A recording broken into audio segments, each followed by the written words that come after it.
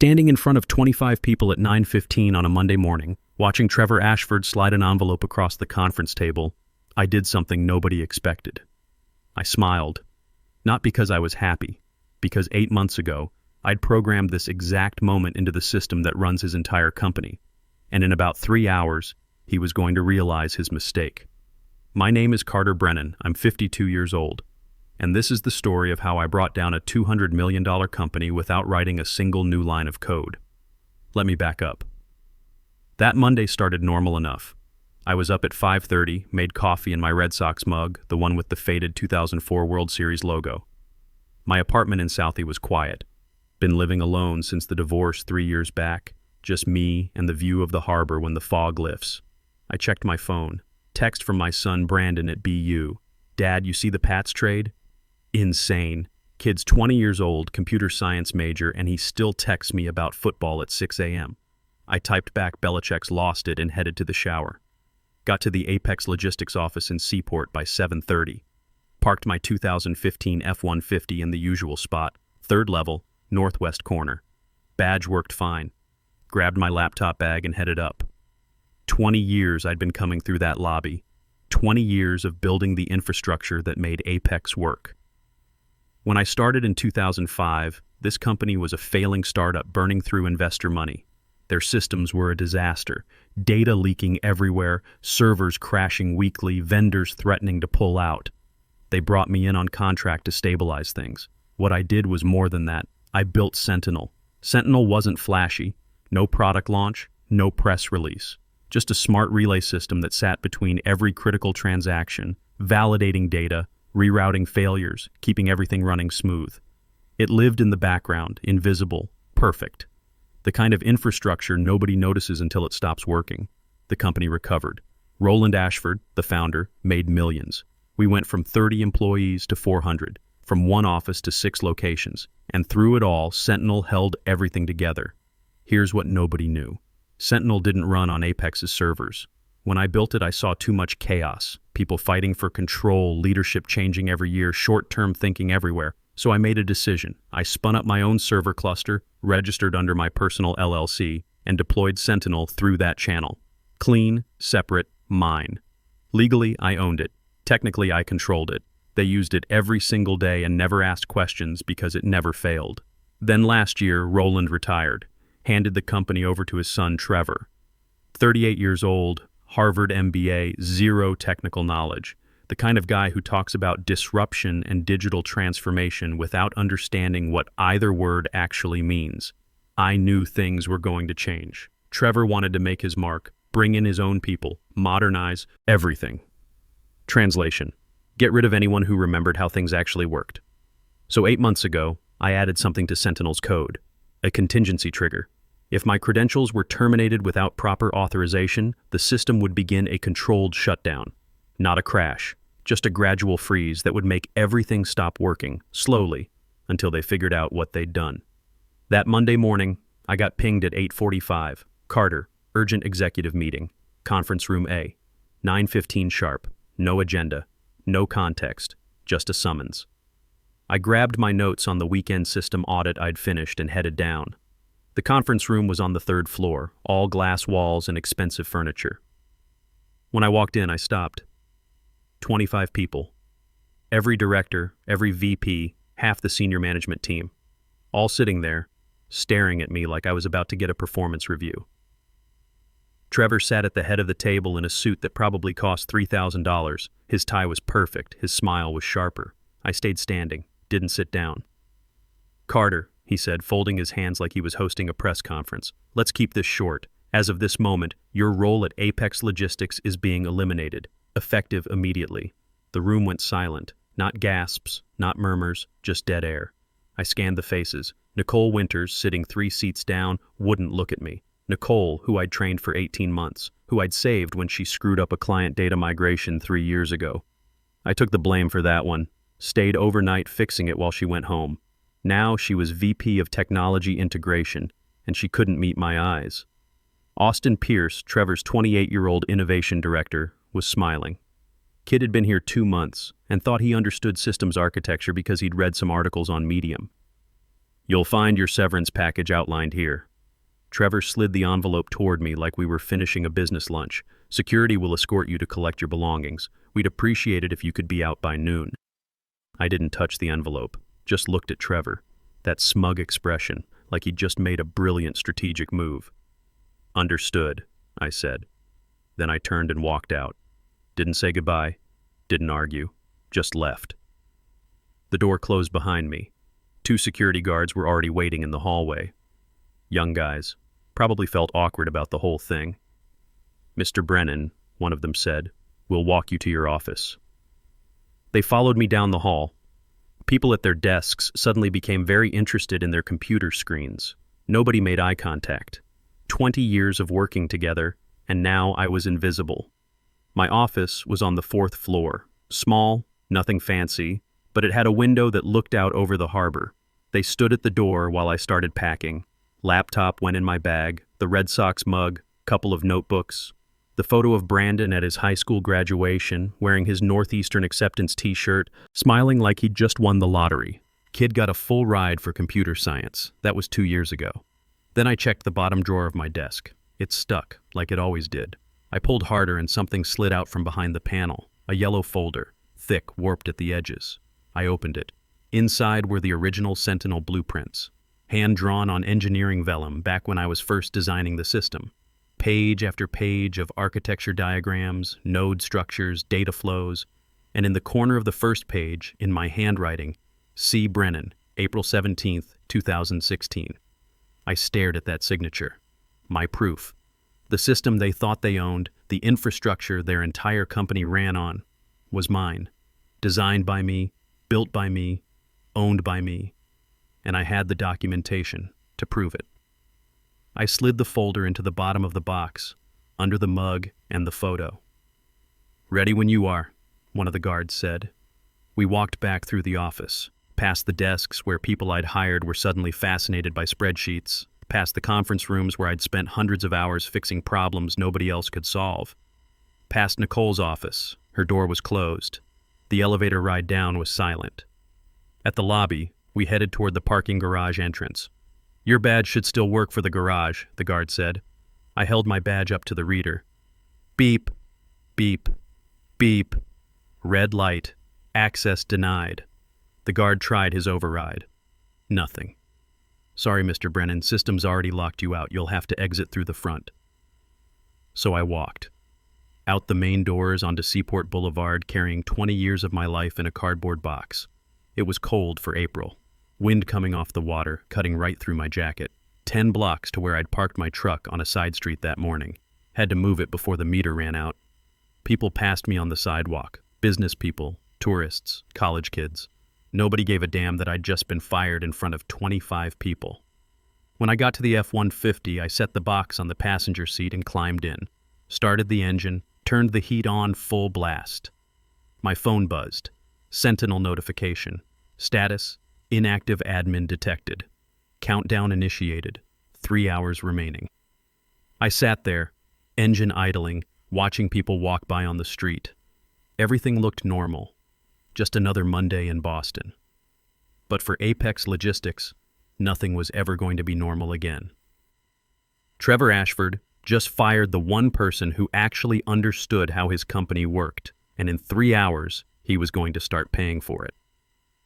I drove home to Southie in silence. No radio, no podcasts, just the sound of traffic and my own thoughts. Got to my apartment around noon. The place felt emptier than usual. I set the box on the kitchen table and opened my laptop. The Sentinel admin console loaded up, green cursor blinking. This interface only worked from 3 devices I'd registered years ago: my work laptop, my personal desktop, and my phone. Nobody else could access it. Nobody else even knew it existed. Phase 1 scheduled.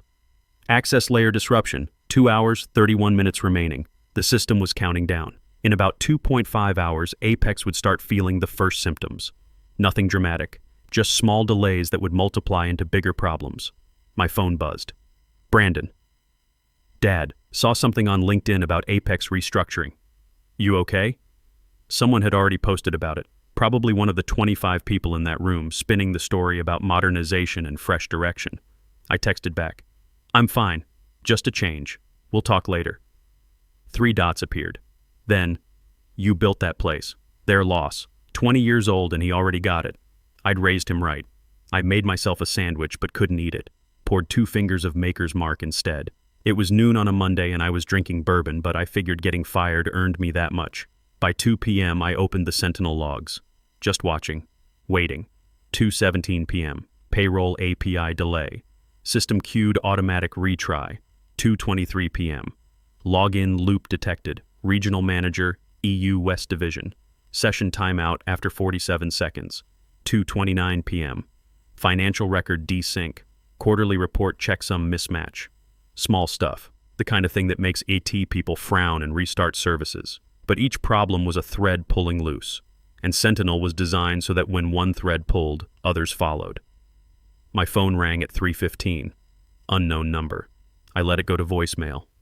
Nicole's voice. Carter, hi, it's Nicole. Listen, we're experiencing some unusual system behavior this afternoon. Nothing major, but some authentication loops and data validation errors. I was wondering if you had time to, maybe consult on a few things. Call me back when you get a chance. I deleted the message without finishing it. She ignored me in that conference room, sat there silent while Trevor fired me in front of 25 people. Now she wanted help fixing the problems she didn't even understand existed.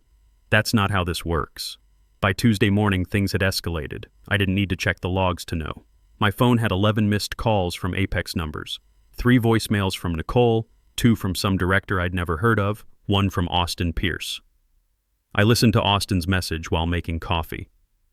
Hey Carter, Austin Pierce here.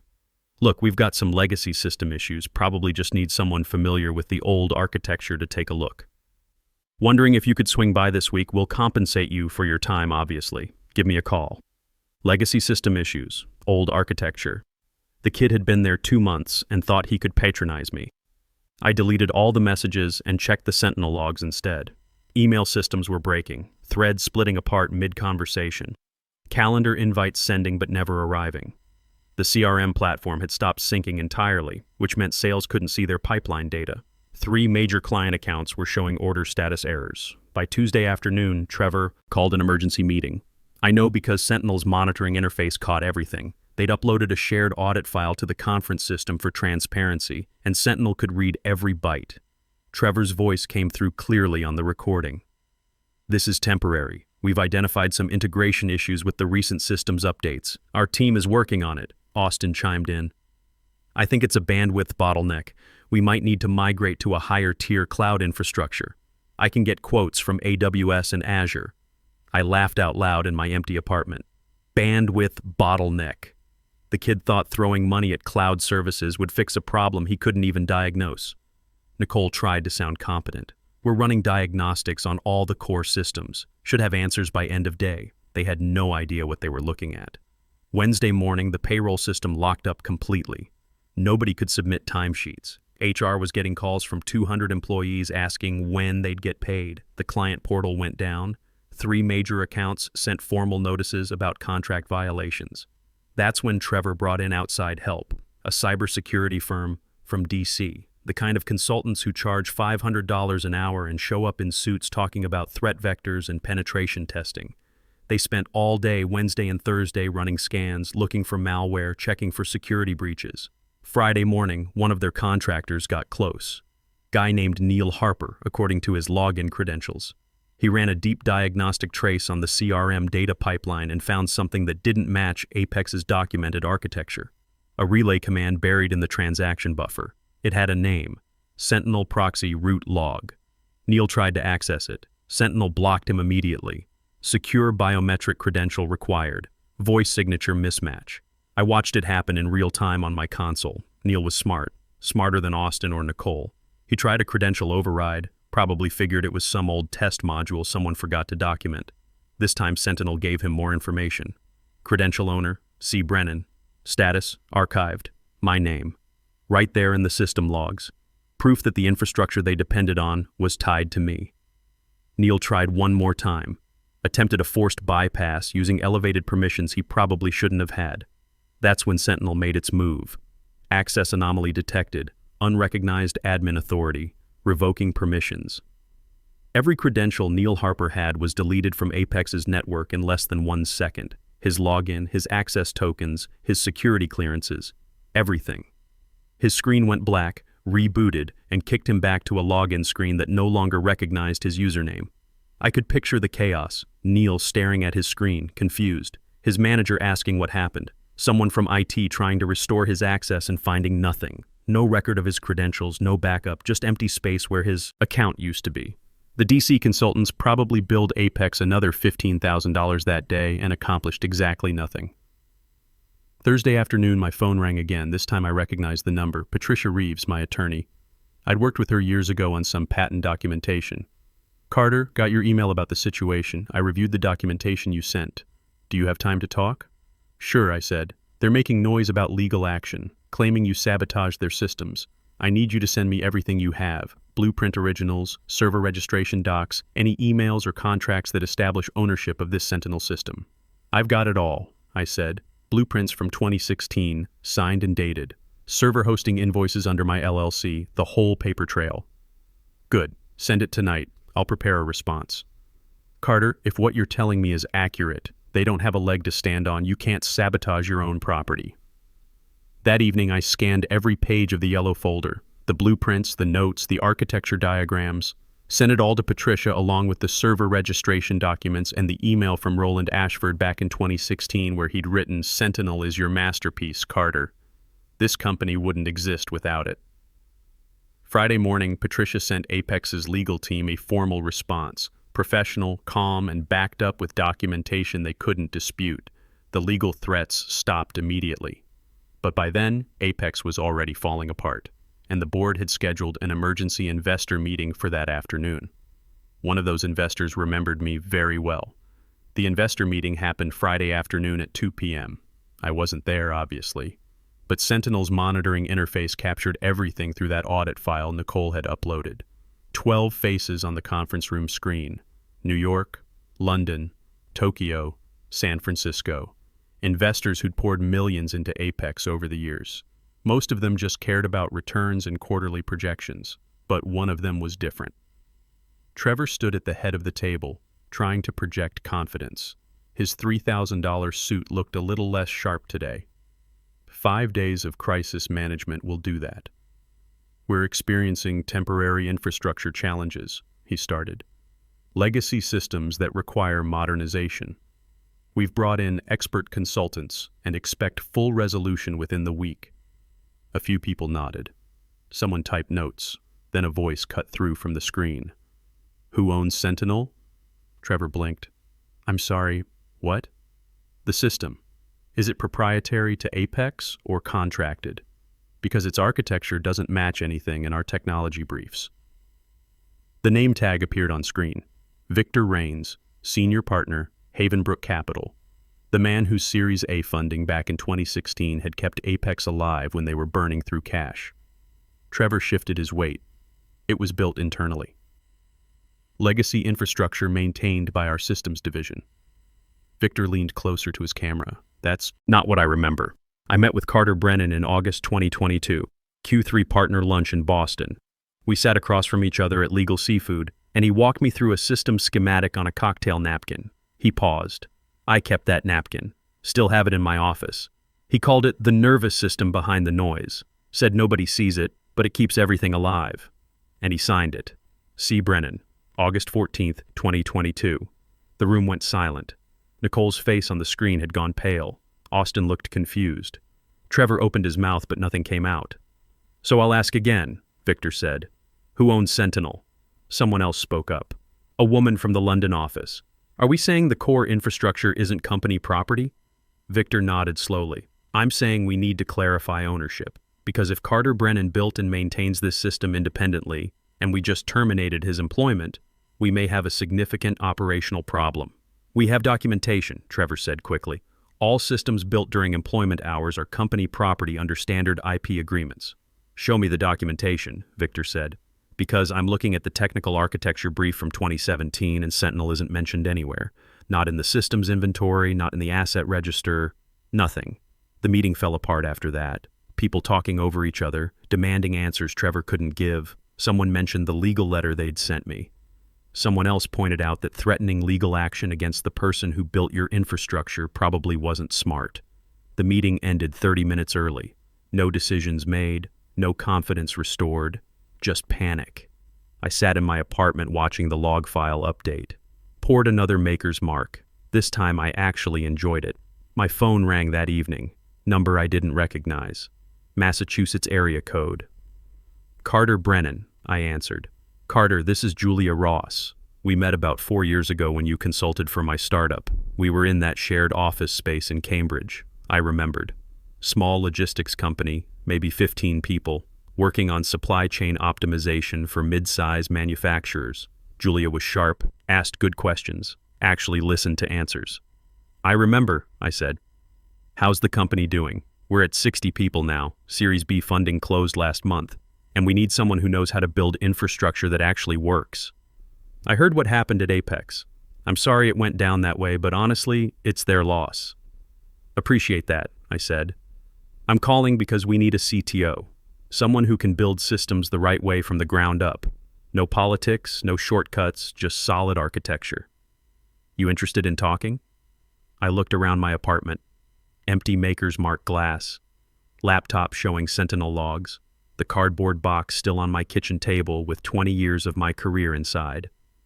Yeah, I said. I'm interested. We met for coffee Monday morning at a place in Kendall Square. Julia brought her VP of engineering, a guy named Chris, who actually knew what he was talking about. We spent 2 hours going through their current setup, their growth projections, what they needed. Here's what I want, I said. Clear documentation on everything. Proper IP agreements that spell out exactly what the company owns and what I own. No ambiguity. And if I build something proprietary, we establish licensing terms up front. Absolutely, Julia said. That's exactly how we want to do it, and I want equity. 5% with standard vesting. She didn't hesitate. Done. When can you start? 2 weeks, I said. I need to close out some things. We shook hands. I walked out of that coffee shop with a job offer that paid $40,000 more than Apex had, plus equity in a company that actually had potential. Tuesday morning, I started rebuilding Sentinel. Took the core logic, everything I'd learned over 20 years, and created something new. Cleaner code, better architecture, modern security protocols. No legacy constraints, no hidden dependencies. We called it Sentinel Prime. This time it wouldn't live in shadows. It would be documented, owned properly, built right from day one, and everyone would know exactly who created it. My new team asked the right questions. How do we protect client data? What happens if traffic spikes 10x? How do we prevent single points of failure? Not how do we make it look good in a pitch deck? Not what buzzwords should we use? Just good engineering questions from people who cared about building things that worked. Meanwhile, Apex kept falling apart. The board had frozen Trevor's operating budget. 5 major clients pulled their contracts. Stock dropped 38% in 3 weeks. Tech journalists started writing articles about infrastructure collapse and management failures. Nicole took a 40% pay cut and got reassigned to some internal audit role nobody wanted. Austin Pierce quietly updated his LinkedIn to say he was exploring new opportunities. Last I heard, Trevor got forced out by the board with 0 severance. His father, Roland, had to come back and try to save what was left. Someone forwarded me an internal memo Roland sent. We lost the person who built this company's foundation. And for what? Pride? We deserve what we got. I didn't respond, didn't gloat, just kept building. 3 months after I started at Julia's company, Sentinel Prime went live with our 7th client, a manufacturing firm in Ohio, 200 employees moving $50 million in product annually. They'd been struggling with supply chain visibility for years. We got them operational in 6 weeks. I was in the office late on a Thursday when my phone buzzed. Brandon, Dad, you see this Forbes article? What article? I said. About you. The architect they couldn't erase. It's trending on LinkedIn. I pulled it up on my laptop. There it was. A 2,000-word piece about the Apex collapse, the Sentinel ownership dispute, and how I'd rebuilt the system at a new company. They'd interviewed Victor Raines. He'd told them about the napkin, the lunch in Boston, how he'd known from day one that I was the real architect behind Apex's success. The article quoted Roland Ashford too. We made a catastrophic error in judgment. Carter Brennan built our foundation, and we destroyed it because my son wanted to bring in his own team. That's not leadership. That's ego. Brandon texted again. They called me for a quote, said I could decline if I wanted. What did you tell them? I typed back. Told them my dad taught me to document everything and never build something you don't own. Reporter loved it. I smiled. 20 years old, and the kid already understood what took me decades to learn. Friday morning, Julia called me into her office. She had the Forbes article open on her screen. This is incredible press for us, she said. 3 potential clients reached out this morning asking about Sentinel Prime. One of them is a Fortune 500 company. Just doing the job, I said. No, Carter. You're doing more than that. You're building something that actually matters. The team respects you, clients trust you, and you're teaching everyone here how to do this right. She paused. We're accelerating your equity vest. You've earned it. That afternoon, I drove out to my dad's place in Natick. He'd passed 5 years ago, but I still had keys to the garage where he'd kept his 1967 Corvette. Cherry red, rebuilt engine, original interior. He'd bought it in 1985, worked on it every weekend for years. When money got tight after the divorce, when Brandon's college fund needed topping off, I'd sold that car, got $35,000 for it, enough to cover a semester and books. I'd found it listed online 2 weeks ago. Same car, same VIN. Guy in Worcester had bought it from the dealer I'd sold it to. He wanted $42,000. I wrote the check that afternoon. Saturday morning, I drove it home, parked it in my building's garage, covered it with the same tarp my dad had used, stood there for a minute just looking at it. My phone buzzed. Brandon again. Dad, can I come over? Want to talk about something? Sure, I said. Come by whenever. He showed up an hour later. We sat at my kitchen table, the same one that had held the cardboard box with 20 years of my career inside. That box was gone now. Everything filed properly, documented, stored where it belonged. I'm graduating in May, Brandon said. Been thinking about what's next. You've got options, I said. Your grades are solid. Any company would be lucky to have you. That's the thing, he said. I don't want just any company. I want to work somewhere that actually values what I build, somewhere that does things right. He paused. Think there's room at your company? I looked at my son.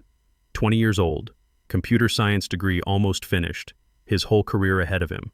He could go anywhere. Big tech companies, startups with flashy perks, places that would pay him 6 figures right out of school. And he wanted to work with me. We've got a junior engineering position opening up in June, I said. You'd have to interview with the team. I'm not handing you anything. Wouldn't want you to, he said. I'll earn it. I know you will, I said. That evening, I sat on my balcony watching the sun set over Boston Harbor. The Apex building was visible in the distance, glass and chrome reflecting the orange light. From here, it still looked impressive. You couldn't see the half-empty parking lot or the darkened floors. My phone was quiet. No emergency calls, no system alerts, no voicemails from people who'd ignored me asking for help they didn't deserve. Just a text from Julia.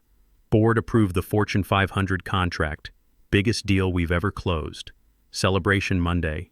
And one from Brandon. Thanks for the talk, Dad. Means a lot. I thought about Trevor Ashford. 38 years old, handed a company he didn't build, surrounded by people who told him what he wanted to hear.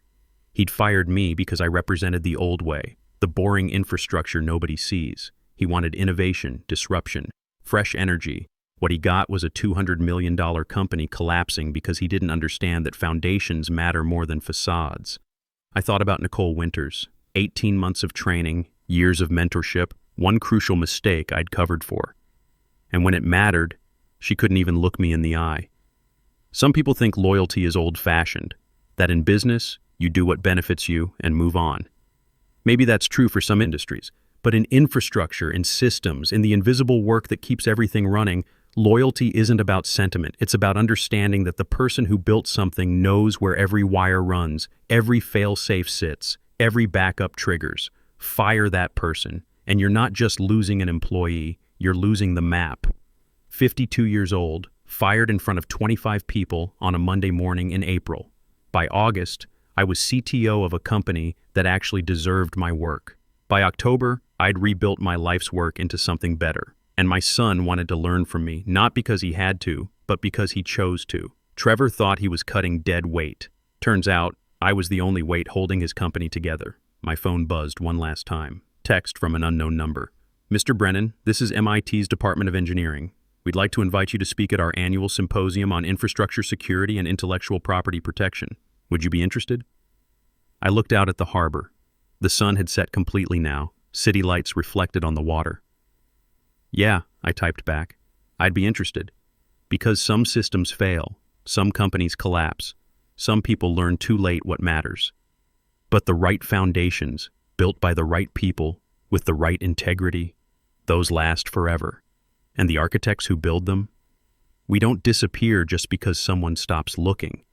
We're still here, still building, still proving that experience, patience, and doing things right beats arrogance every single time. Trevor Ashford fired me because he thought I was expendable. He learned otherwise.